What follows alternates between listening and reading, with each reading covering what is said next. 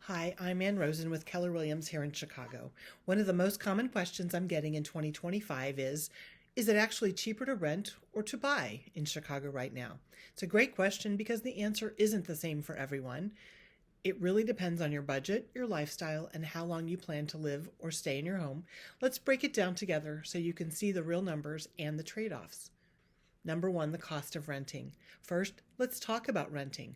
Right now, the average rent for a two-bedroom in Chicago is hovering around $2,400 to $2,700 a month, depending on the neighborhood. If you're looking at a more affordable area, say parts of Avondale, Uptown, or Pilsen, you might be closer to that $2,400 mark. But if you're looking in luxury neighborhoods like River North, Fulton Market, or the West Loop, those rents jump quickly. It's not unusual to see $3,000 to $3,500 a month or more for a newer, high amenity building. Now, the upside of renting is pretty clear. You don't have the big upfront cost of buying a home. You don't pay property taxes, and you have flexibility. If you're not sure how long you'll stay in Chicago, renting makes it easier to move without worrying about selling. Number two, the cost of buying. Now let's compare that to buying. Say you're eyeing the same two-bedroom condo in the West Loop for $400,000. If you put 10% down, so about $40,000 up front, and borrow the rest at today's interest rates in the 6 to 7% range, your monthly payment will land somewhere between $2,800 and $3,200 a month.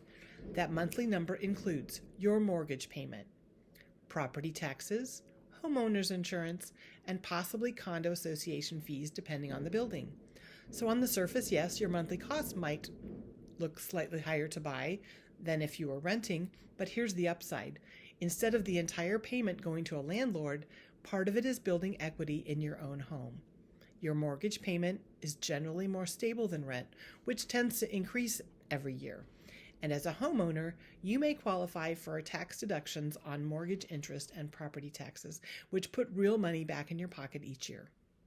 Number three, the break-even point. Here's the key question. At what point does buying become smarter financially than renting? In Chicago, the rule of thumb is if you plan to stay in your home at least 5 to 7 years, buying usually comes out ahead. That's because you're spreading those upfront costs out, like your down payment and closing costs, over more years. Your home has more time to appreciate in value, and you're not stuck paying rent increases year after year. On the flip side, if you know you'll only be here for a year or two, maybe you're relocating for work, or you're not sure if Chicago is your forever city, then renting could save you money and hassle in the short term. The hidden factors. But let's be real, there are some hidden factors on both sides. For owners, you need to budget for maintenance. That could include anything from replacing an appliance to covering a part of a new roof or elevator in a condo building. Those costs can add up.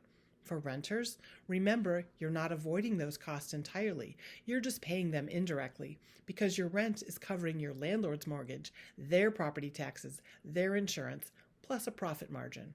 So over time, ownership tends to win out as long as it lines up with your lifestyle, your budget, and your long-term plans.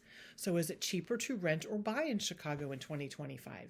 The honest answer is it depends. Renting gives you flexibility and lower upfront costs, while buying gives you stability, equity, and long-term financial advantages.